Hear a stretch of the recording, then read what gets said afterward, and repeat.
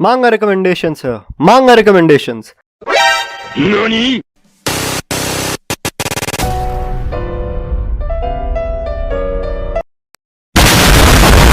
I name it, you read it. It's simple as shit. So first up we have The Horizon. So The Horizon is essentially about these two children who unexpectedly meet in the middle of war. After running away from the chaos that happens amidst them, they kind of find themselves on this empty road with no adult figures to really help them out. They kind of have to walk on this road together. So the boy essentially decides that he wants to see the end of the road, and the girl just simply follows him. And while they walk, they kind of come across all sorts of different people, and these people, they are normal, right? Because this is a warring state. So every fucked up guy you can ever imagine needs to be on this freaking road. The story is 21 chapters. As for the art, I think the artist really did quite a good job in depicting certain traumatic events, and since you can kind of read it in a single sitting, I think it's worth mentioning here. So next up we have Bastard. So how can I describe Bastard?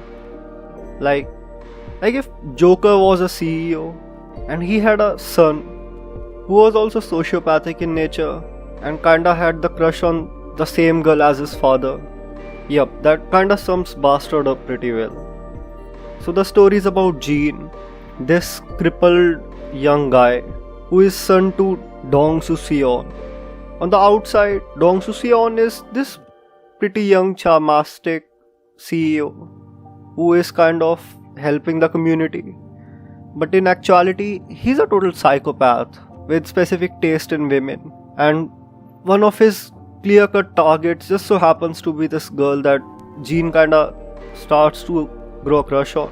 Being the only person who knows about the true nature of his father, he has to oppose him despite his physical condition, which I must add is more or less his father's fault to begin with. What I personally liked about the story was just how it managed to be so distressing at times. Like when something fucked up was going to happen, you would not know. The story would constantly reminate this sort of weird aura where after each page turn, you kind of feel like something was actually holding your throat. It's that distressing at times. And since we are talking about Bastard, I kind of felt like I really need to mention Sweet Home. So it's essentially this manga about the zombie apocalypse. It's done by the same author as Bastard. So the story is about this monster zombie apocalypse that happens out of nowhere. And our main character, Hyun, he's this incel. This dude, he stayed inside his home on the internet for the past few years, and then his family dies before the end of the world, and he's sort of forced into this small apartment from this huge mansion he used to live in. And then suddenly one day he finds out that monsters are real, and these monsters, they're kind of randomly just attacking people. So Hugh needs to just get out there and manage to survive on his own. Apart from Hugh, there were some other really remarkable characters within the story. All of them were just done phenomenally. Even though there were a lot of characters that I personally did not want to see die, ultimately there was a lot of bloodshed. So if you are looking for something that is a bit more on the action side alongside psychological thriller, yeah, Sweet Home is for you. And since we are talking about action, the next manga webtoon I have for you guys is called Ordeal. Ordeal is essentially this mixed martial arts story based in Spain. So if My Hero Academia, Spain and Kengan Ashura had a love triangle, it would be Ordeal. So essentially Ordeal is about this guy named Chi, who is a practitioner of triple MA fights, mixed martial art fights. And despite the fact that he's only a human, Chi is an absolute monster. I mean, the way he fights, the way he manages to pin down such grievous opponent, it's absolutely amazing. But despite that, I kinda have some issues with this story. Like the fact that Chi just had to have a power up. I personally was looking forward to a story in which our main character was a human being, and he had to fight these weird damn monsters. just to stay alive. But nah, what we got instead was a different kind of story which focuses more so on cameos and I guess superhero stuff. But it's good though. Like the art was amazing and the storyline is kinda decent as well. And if we are talking about artwork alone, then I guess this is the best story you can kind of rank within this list. Even though I'm not really ranking anything here, if I were to pick a story out of all the ones I'm going to mention, Ordeal would have the best art, no caps. So next up we have Akumetsu, meaning destroyer of evil. So for this, just imagine any of the following comics: Deadpool, Spider-Man or Punisher, minus all their main characters, and instead add in the 90s look, the 90s manga look. And there you go, you have Akumetsu.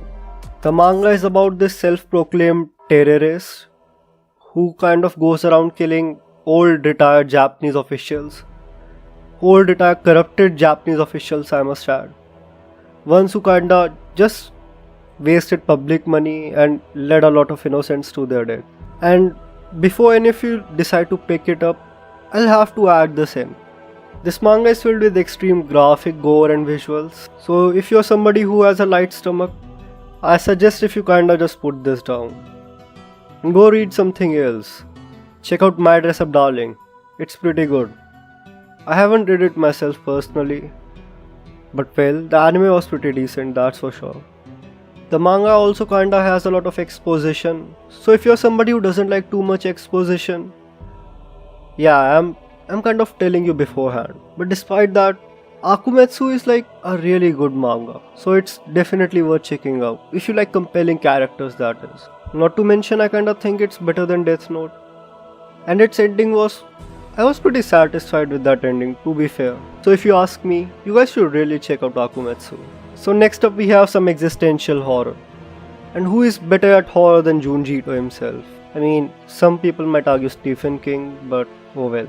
That's an argument for a different video. For now, let's focus on Hellstar Remina. So Remina, or rather I should say Hellstar Remina, is a short 7-chapter deep analysis on modern society and the fragility of human nature. The story focuses on this girl named Remina, who is essentially the daughter of this famous scientist who discovers this planet named Remina, rather named Hellstar Remina. So it's this weird planet that kind of pops out of a black hole randomly on Sunday evenings. Except this time around, this small planet isn't small, it's a fucking demon. This planet is a demon, bro, like for real. Like in actuality, this planet is a demon. It kind of like goes around eating everything it finds. Entire star systems, stars themselves get wiped out by this thing, and it slowly finds its way towards Earth. And what's on Earth? Another Remina. This time a girl. The same girl I was talking about earlier. And the problem is that humans, we are kinda coward. Not to mention we kinda get swayed pretty easily by things that are divine in nature. And we kinda are bad at math, so we kinda just do 1 plus 1 where we need to do 4 plus 4. And due to this, a certain image gets thrown around a lot in the internet community. So if you are interested in Junji Ito's work, I guess you should try out with Hellstar Remina. If you further like it, try Uzumaki. Uzumaki is pretty nice. There's also Tomoe if you want something more disturbing and more wild in a sense. But for now, I would recommend you guys to go check out Remina. Alright, this time I promise you people, it isn't another Junji Ito work. It's Komi Can't Communicate. Or in Japanese, Komi-san wa komioshu desu. Wait, I wonder how it would sound in French. Komi ne peut pas communiquer. What the fuck? French people, like, forgive me. Due to the first 2 seasons of the anime adaptation, I'm pretty sure a whole lot of you guys know of this anime already. Or at least a word of it. The story focuses on Komi-san, this genius prodigy who is kind of at the top in everything she tries to do, except for one thing, and that's communication. And due to this, she pretty much gets into a lot of misunderstandings. Until one day she meets Tadano. Tadano-kun. This average guy who's only good at one thing, and that's reading the room. Being the only person who kinda understands Komi's true nature, Tadano helps Komi-san in her dream of getting 100 friends. I mean, yeah, that's an actual dream. Somebody dreamed of having 100 friends. Now, the story is full of whole lot of wholesomeness and lovable characters. Plus, the way you get to experience Komi mature and grow out of her introvertedness and fear of people into a much more open and connectable version of herself is definitely worth seeing. I definitely recommend this to people who are stuck inside their rooms and have lost all touch to reality since 2020. Plus, Najimi is kinda cute, so I don't know. Alright, next one is a self-published work. It's something I recently did a video on as well. If you haven't seen it, you can just click on the top right now and go see it. The series in question is Dog Ningen. So before you people flood the comment section calling me a gay furry degen, hear me out for a second, which you probably won't. So Dog Ningen is about this half man half dog named Rick who wants to find his father and grape him. His father is a douchebag who one night got so drunk that he let himself out on a... And that ain't even the most whack and out of reasoning this story even gets. Like, I mean, yeah, that's just the intro of the story, so that doesn't really say much. There's a guy called Neo who is an assassin with time stop powers. There's a girl named Trish who is a part girl, part cat, except they call her Cat Bitch. There's also this school shooting arc with arguably one of the most punchable and annoying antagonists a story can offer. If you're somebody who enjoys parody that tackles deep philosophies and themes alongside having super edgy explosions and exposition and out of the box power systems, then look no further. Dog Ningen was created just for you. Thank you DHX Animation for the amazing content. Link to their YT in the description.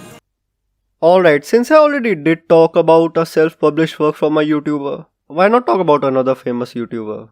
And this time, it is The Masked Man and his famous work, Devoro. Devoro is another one of a kind story coming from arguably one of the most famous femboy manga and anime YouTubers in this world, The Masked Man. I am personally a big fan of his content. Now enough about him, and let's talk about the reason you all clicked on this video. I mean, I would really love to make a tribute video for The Masked Man, but right now let's focus on Devoro. So Devoro, how should I describe it? If a fantasy based story were to take place in Spain, yep, that would be Devoro. For now we only have the first chapter out, which kinda has a lot of problems which need to be fixed. I'm specifically referring to the panels, etc. The layout and everything kinda felt a bit confusing. But it's still quite an intriguing story, at least the first chapter, that really delves into a whole lot of show not tell themes. Within the first chapter, the story manages to give you a whole lot of headaches, a story with a lot of potential, and an impressive amount of confusion in form of tons of Spanish phrases.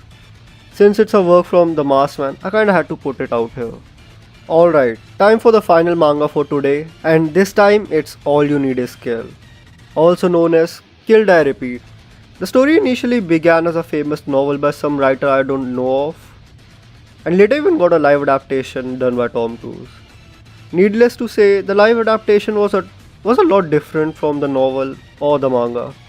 I mean, I remember watching the live adaptation, and I personally think it was really good for a live adaptation. So All You Need Is Kill is about a soldier named Kiria who ends up dying on the battlefield against extraterrestrial, but due to some unknown reason ends up reliving the exact day multiple times, allowing him to improve his combat skills and use his past deaths and constant revivals into the same day as a cheat against the alien race and save the world. There are roughly 17 chapters of the manga, and to be fair, just by the summary and the introduction of the plot alone, the story might seem kinda off for a lot of you people, but trust me, once you start going deeper and deeper into the story, it becomes a completely different animal.